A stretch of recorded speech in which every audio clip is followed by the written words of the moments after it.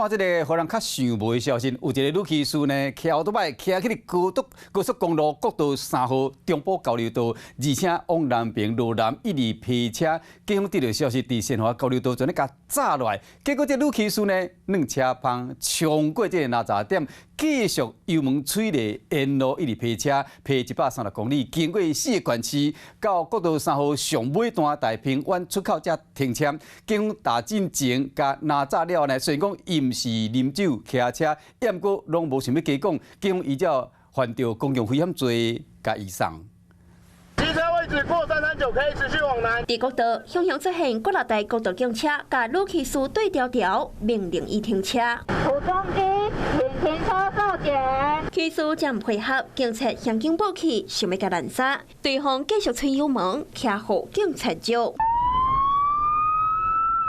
车车道伫车辆之间软来软去，看到警方出动过来的警车，也是一点也都无紧张。骑士直接冲两拦截点了后，继续向南并批。一直骑到国道3号南向的尾流，才总算停落来。该骑士红女由国道3号中埔交流道进入国道高速公路往南。昨下晡7点多，一个女骑士为嘉义县中部乡骑起来国道3号一路往南，警方接到通报了后，遂出动4台巡逻车拦杀，而且伫往南340公里的所在，新化交流道封闭车道设拦截点，想要甲炸落来，想要到伊也是唔停车，